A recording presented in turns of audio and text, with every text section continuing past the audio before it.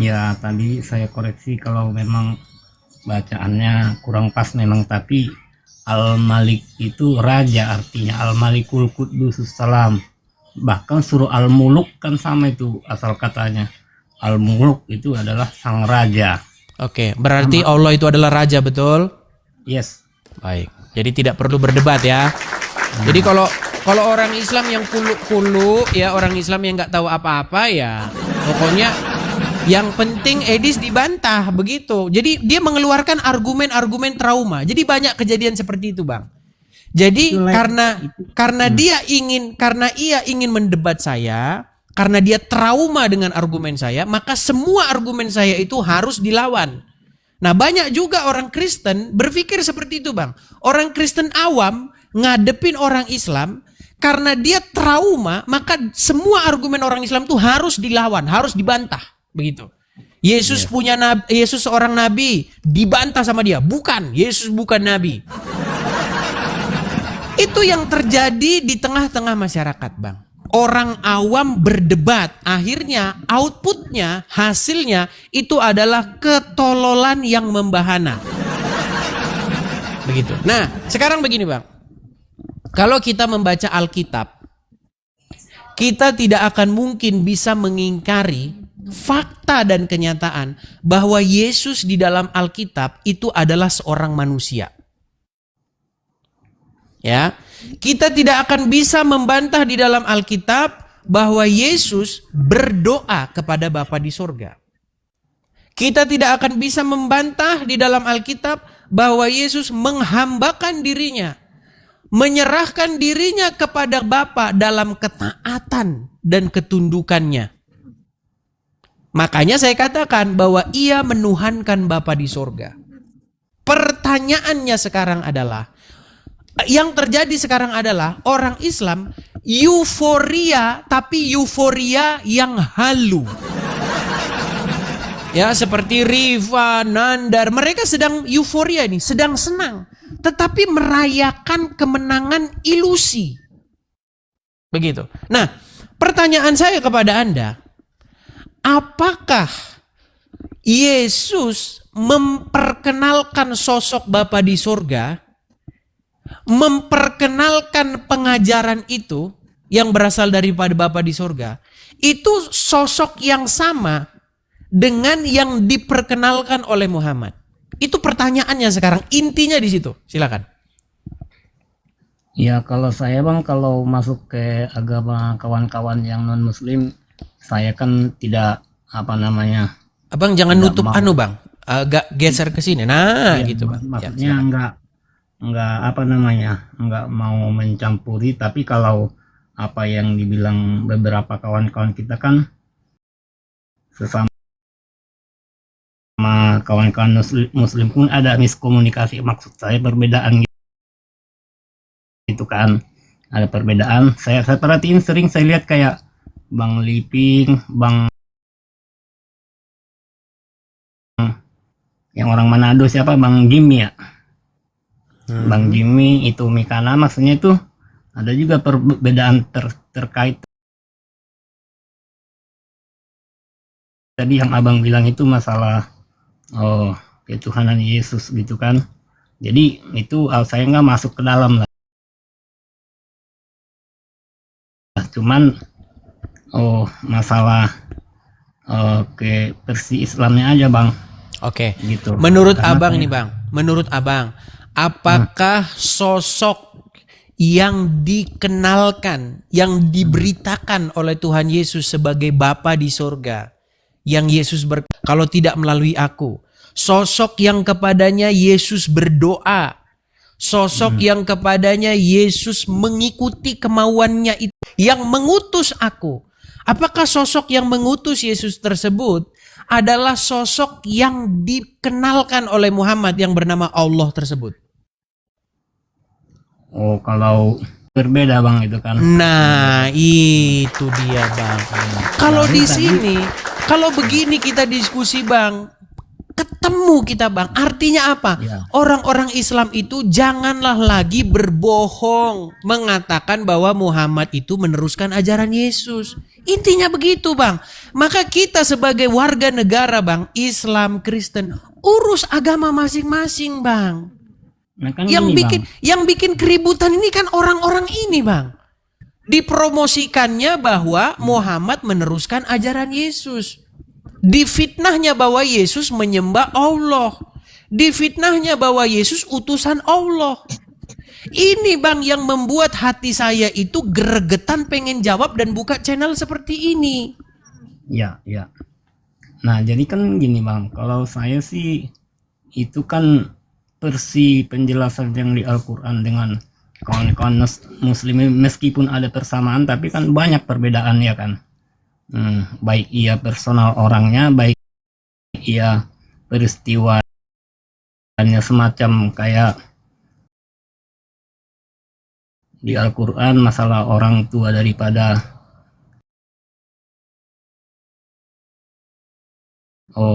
Yesus sendiri ada persamaan, ibundanya juga kan ada persamaan, meskipun kalau dirundut saya juga pernah nanya itu, ternyata kan beda sosok walaupun ada kesamaan. Saja sudah berbeda, bagaimana kita mau menyamakan Bang? Yes. Pribadinya makanya kan, saja sudah beda. Artinya apa yang Anda sembah Anda berbeda dengan apa yang kami sembah, apa yang kami ikuti dan apa yang memerintah kami. Coba saya tanya Bang. Anda Muslim, saya Kristen. Ini kita pakai bahasa hiperbola Bang ya, pakai bahasa perumpamaan. Kalau dada Anda dibelah, dada saya dibelah. Bang, yang memerintah di dalam hati Anda pasti berbeda dengan yang memerintah di hati saya. Setuju? ya pastilah itu. Beda. Yes. Yang memerintah di hati saya itu adalah Bapa, Putra, dan Roh Kudus. Bapa di surga, anaknya yang tunggal yang diutusnya datang ke dunia yaitu Yesus, dan Roh Kudus. Sementara yang memerintah di hati Anda, Allah dan Rasulnya. Itu Bang bedanya. Kalau seperti ini kita ngomong, maka kelar diskusi lintas agama ini. Makanya saya mengundang kepada kalian semua, bukan hanya orang Muslim, kepada seluruh manusia. Untuk supaya di hati Anda itu, yang memerintah itu adalah Bapa di surga, Yesus dan Roh Kudus. Jangan yang lain. Jangan setan yang memerintah hati Anda. Janganlah setan duduk di tahta di dalam hati Anda. Di dalam hati Anda itu ada tahta. Nah terus gini Bang Edi, terus saya boleh di cross check sedikit bagaimana perbedaan di antara sesama kawan-kawan kita yang Kristen gitu kan, karena di Islam juga kan ada perbedaan gitu kan, masalah pandangan hal-hal yang seperti ini gitu. Baik, perbedaan itu ditimbulkan karena jam terbang dan IQ seseorang, Bang. Ya. Jadi begini, Bang. Orang yang belum pernah baca Al-Quran dengan orang yang baca Al-Quran sekali pasti tidak sama. Apalagi dengan baca Quran 3 kali. Berbeda dengan orang yang baca Quran 4 kali.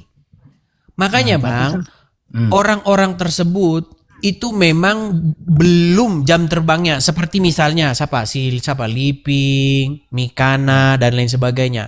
Memang jam terbangnya itu baru pendek Bang. Begitu. Karena apa? Karena mereka berpikir bahwa Yesus berdoa kepada Yesus. Padahal Yesus dan Bapa itu adalah pribadi yang berbeda. Yesus itu utusan yang diutus oleh Bapa di sorga. Yang ngomong bahwa Yesus itu utusan adalah Yesus sendiri. Tetapi kalau kata Mikana, tidak, Yesus bukan utusan. Makanya begini Bang. Kenapa orang-orang tersebut bisa berpikir seperti itu Bang? Karena mereka ini adalah orang-orang yang trauma dengan orang Islam. Jadi mereka ini tadinya debat dengan orang Islam. Orang Islam berkata Yesus itu utusan. Karena yang ngomong Islam, maka jangan dibenarkan. Kalau dibenarkan nanti Islam benar. Nah, itu sama seperti kejadian yang tadi. Sebelum abang masuk, ada orang Islam tadi. Ya, berdebat dengan saya. Karena Tonton dia saja. punya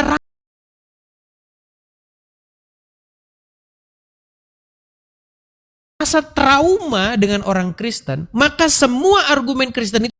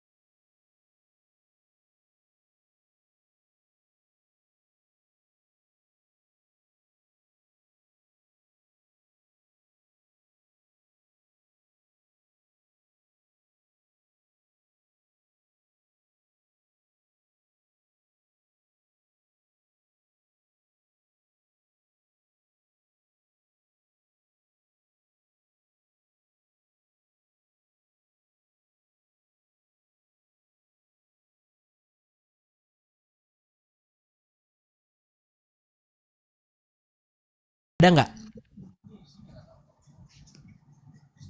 Ya, setahu saya nggak ada. Nggak ada. Kita sekarang geser ke Thailand. Ada nggak di dalam kamus bahasa Thailand Allah? Oh, nggak tahu ya, karena saya nggak mempelajari itu, Bang. Saya jamin tidak ada, Bang. Tidak ada. Kita pergi ke Jepang, Bang. Kita pergi ke Cina.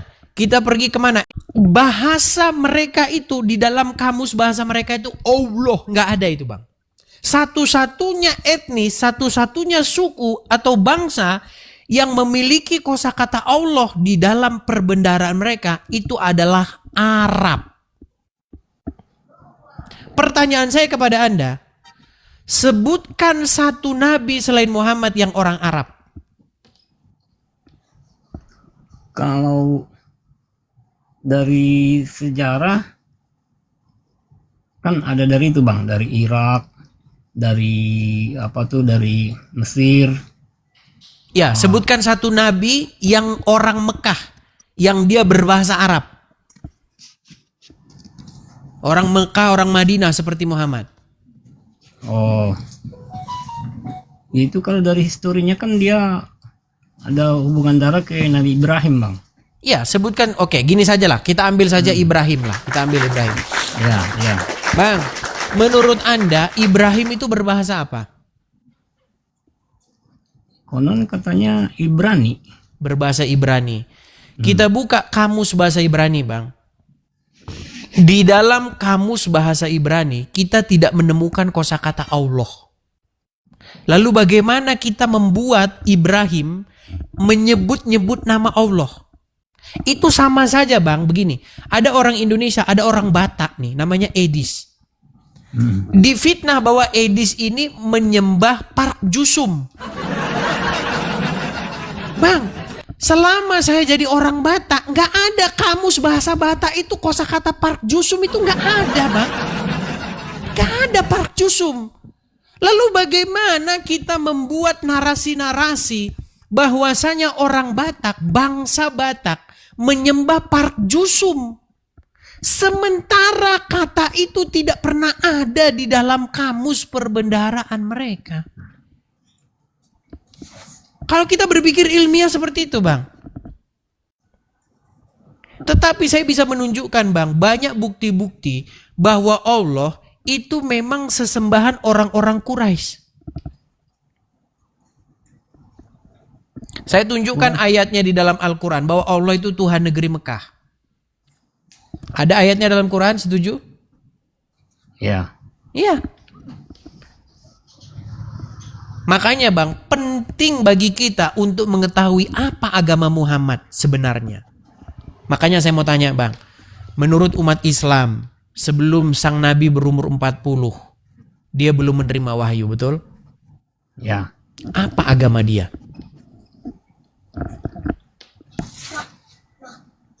Ya itu kalau dari histori ininya ya Islam lah, Bang. Bagaimana dia sudah Islam sedangkan dia saja belum ada Al-Qur'an? Belum ada Al-Qur'an, belum ada hadis, belum ada. Lalu siapa yang Islam di situ, Bang? Masa cuma dia sendiri tiba-tiba dia Islam? Tahu-tahu dari mana dia Islam? Dari mana tiba-tiba? Coba kita berpikir jujur dulu, Bang. Kita berpikir ilmiah, berpikir akademis. Di dalam surat Abasa wa Tawalla, dalam surat Ad-Duha, benar nggak Muhammad didapati sebagai orang yang dolin di situ? Dolin. Di ayat yang keberapa itu, Bang? Surat Ad-Duha, saya balikan ya. Nih kita mengajarkan. Abang ada background ustadz atau bagaimana? Enggak, cuman belajar pernah, tapi bukan enggak nyampe level ustadz. Oke. Kalau Wadduha hafal saya, Bang. Oke, coba dibacakan, Bang, Wadduha. Bismillahirrahmanirrahim. Wadduha wal-laili idza saja. Ma waddaka rabbuka wa qala walal akhiratu khairul laka minal ula. Wala sawfa yu'dika rabbuka wa tardo. Alam yajidika yatiman fa'awa. Wa wajadaka dhulla.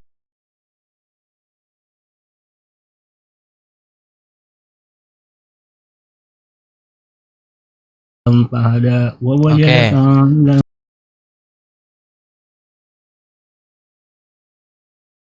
coba diulangin, Bang, yang tadi yang kata-kata ini sebentar. Itu ada tertulis di dalam sebentar, Bang ya. Surat Ad-Duha berapa sih, teman-teman? Kadang-kadang saya lupa juga ini. Ad-Duha berapa? Ad-Duha ayat 6. Coba ayat 6 ya. Bentar, ayat 6. Bukan ayat 6. Bukan. Ayat 7. Wa wajakada, artinya? Ya, ini kan semacam kabar gembira dan petunjuk. Coba, Anda ngerti nggak? Ad-Duha ayat 7 itu apa artinya? Atau saya bantu dari sini? Oke, saya balik ya, Bang ya. Surat Ad-Duha ayat 7, supaya Abang jangan bilang bahwa Muhammad udah Islam sebelum dia menerima wahyu. Karena itu fitnah, Bang, ya. Baik. Kelihatan di sini, Bang ya. Ini surat Ad-Duha ayat 7, tafsir ringkas Kementerian Agama Republik Indonesia. Saya nggak mengada-ngada. Oke? Nih. Dan bukankah dia juga mendapati kamu sebelum menjadi nabi sebagai seorang yang bingung karena belum mengetahui akidah dan hukum yang benar? Bagaimana Anda katakan Muhammad sudah muslim? Sedangkan di sini dikatakan bahwa Muhammad didapati sebagai orang yang tidak mengetahui akidah dan hukum yang benar.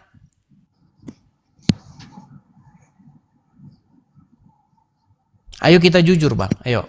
Iya.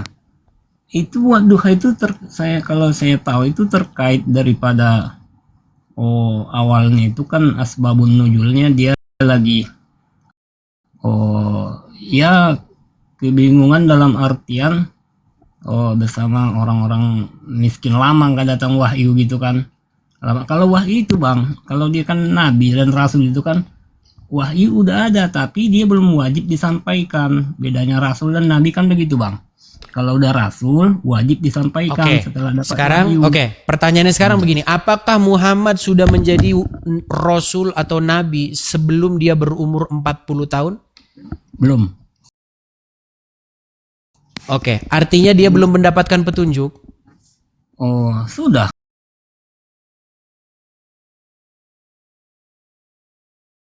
Dari bayi malah sudah.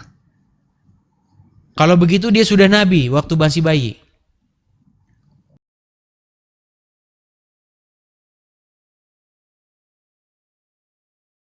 Oh, iya, Rasul belum.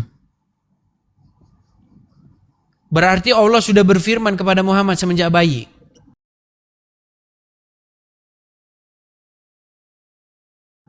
Itu yang Iqra itu kan masih muda dia tuh, Bang. Oke, umur berapa? Ketika dia menerima surat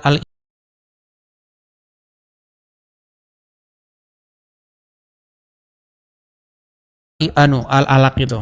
Iqra bismillah rabbikal ladzi khalaq itu. Kalau nggak salah 13 ke bawah. Kalau nggak salah saya bilang. Aduh, perbedaan keluar, Bang. Bang tahu ya kalau Abang Ali menjadi nabi, Bang. Itu ke Ya. Masjidil Aqsa. Nasrani, betul? Ya, saya nggak tahu itu, pokoknya Masjidil Aqsa. Kalau Israel, betul? ya kalau historikis itu saya nggak tahu, Bang. Yang penting kiblat awalnya itu ke Masjidil Aqsa Oke, Masjidil Aqsa itu di mana letaknya? di Palestina. Oke, Palestina. Bangsa apa pada waktu itu yang tinggal di situ? Oh, kalau itu saya nggak tahu ya ininya. Oke. Kalau nggak Itu- salah ya Israel. Oke, Israel. Kenapa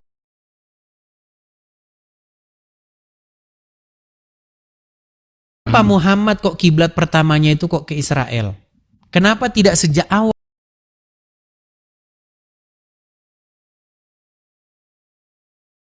kiblatnya itu adalah Mekah? Ya itulah kan di situ Mas. Oh, masjid paling tua Baitul Maqdis itu Masjidil Aqsa. Jadi begini, Bang. Saya mau jelaskan ya. Penjelasannya itu begini. Bang, tidak ada orang Yahudi yang percaya kalau Tuhan itu adalah Allah. Gak ada. Sampai Bahkan sekarang. sampai sekarang, Bang, boro-boro di dalam kitab Taurat kata Allah itu tidak pernah ada, tidak pernah muncul. Nah, sekarang yang menjadi masalah adalah pertama kali Muhammad itu ingin memperkenalkan Tuhan yang di sana, Tuhan yang di Masjidil Aqsa, yang di Israel, yang di Yerusalem. Tetapi orang Yahudi tidak ada yang percaya bahwa dia nabi. Akhirnya apa? Akhirnya dibuatlah kiblatnya ke arah kiblat orang-orang Quraisy. Tempat penyembahan berhala. Betul tidak pada waktu itu Ka'bah rumah penyembahan berhala? Iya, betul. Iya, dan itu dijadikan kiblat kan? Iya, setelah beberapa tahun kemudian. Iya, Kalau Bang. beberapa Jadi tahun kalau kita mau jujur-jujuran, Bang, sebenarnya, Bang, Anda itu telah menerima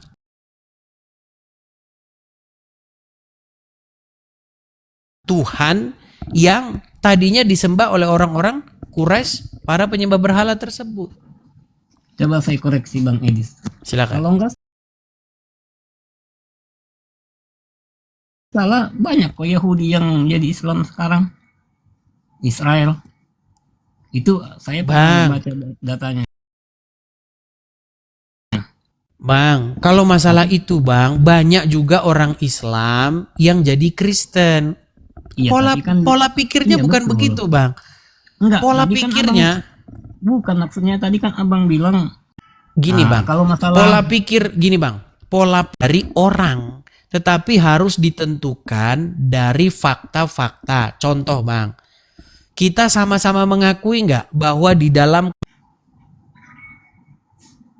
ya Oke. Berarti berani tidak pernah keluar dari mulut mereka, tidak pernah mereka menyebut-nyebut Allah. Setuju? tadi kan Bang Edis bilangnya begitu, sementara di Mesir pun adanya Kristen di bahkan di apa tadi tuh ada juga, terus di Arab Saudi juga ada, di mana-mana adanya.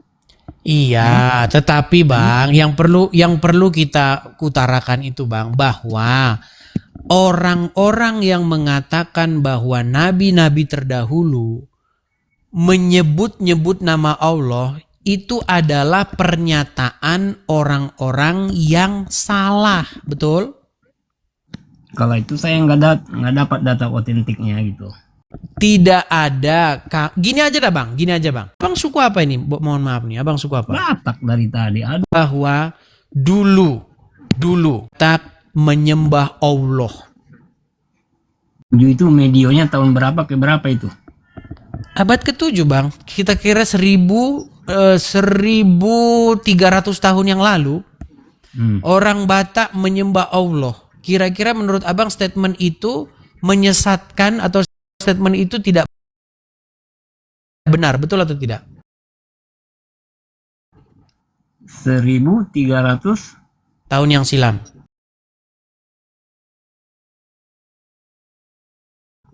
Iya bisa jadi. Bohong.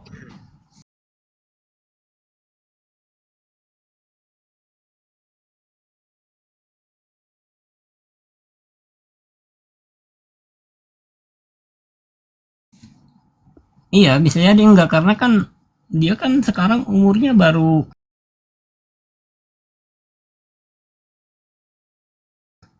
1400-an. Nggak mungkin langsung datang ke Indonesia ya kan? Terutama kita Batak. Alamak, susah. Bang, caranya itu begini loh. Caranya kita itu harus ngecek Bang. Bang, setiap kata, setiap bahasa itu punya ciri khas tertentu Bang. Setuju Anda? Iya betul. Iya. Bahasa Batak itu punya ciri khasnya. Bahasa Indonesia punya ciri khasnya. Bahasa Jepang punya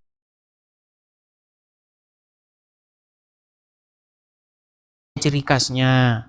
Begitu Bang. Iya.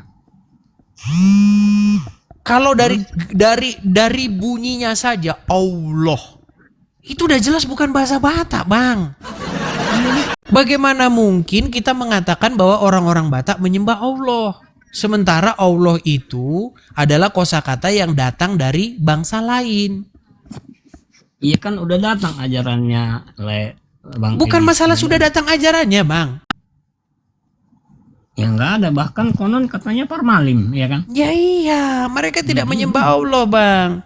Begitu juga, Bang. Begitu juga orang-orang Indonesia, semua suku di Indonesia ini dari Sabang sampai Merauke, sebelum abad ke-7 nggak ada yang menyembah Allah, Bang. Karena Allah itu kosakata yang datang dari Arab. Itu sama saja, Bang, kalau ketika Anda mengatakan orang-orang Ibrani, nabi-nabi terdahulu menyembah Allah, itu fitnah. Kenapa? Kosakata Allah saja nggak pernah ada di dalam kamus bahasa Ibrani. Iya itu kan Bang, harus makanya kita tanya balik dia dulu. Benar nggak itu data-data yang dia bilang itu? Oke, kalau begitu sekarang begini saja Bang. Di dalam kamus bahasa Ibrani ada nggak kosakata Allah? Oh saya nggak tahu itu kalau itu. Adapun kosakata yang mirip dengan kosakata Allah itu Bang ada, tapi artinya itu tikus Bang. Bisa jadi kan banyak perbedaan kosakata itu. Kita kasih contoh ya, kita kasih contoh. Ada nggak kosakata Allah dalam bahasa Ibrani? Bentar ya. Bukan Allah bunyinya, mirip dengan kosakata Allah, tapi artinya itu adalah tikus. Sebentar ya Bang ya. Bayangkan Bang, tikus lu Bang. Itu dalam perjanjian lama, kita cari kosakatanya ya. Perhatikan ya Bang ya.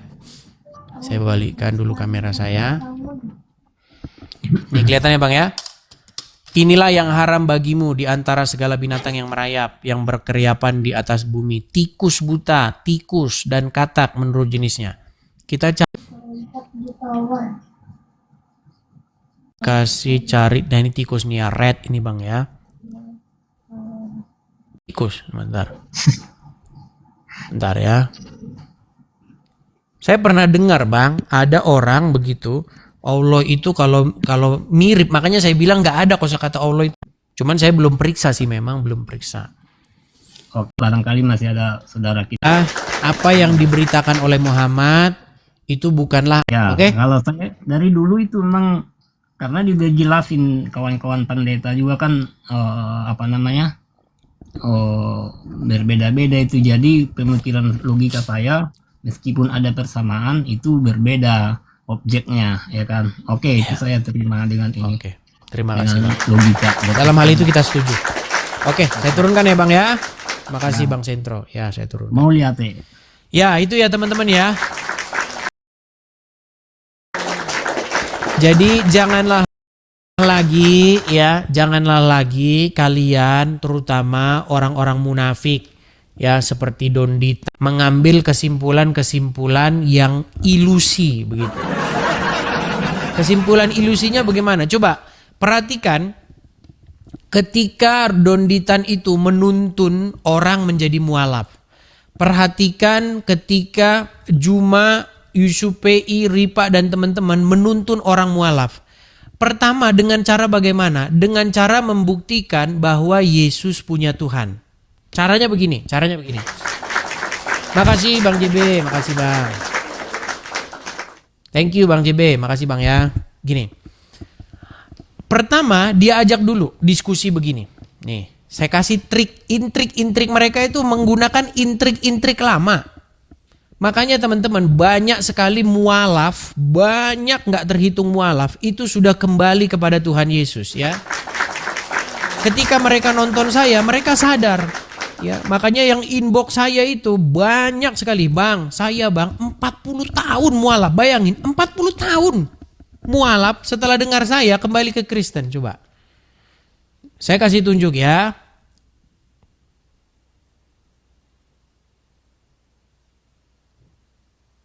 Saya kasih tunjuk bagaimana cara mereka untuk membuat orang itu jadi mualaf.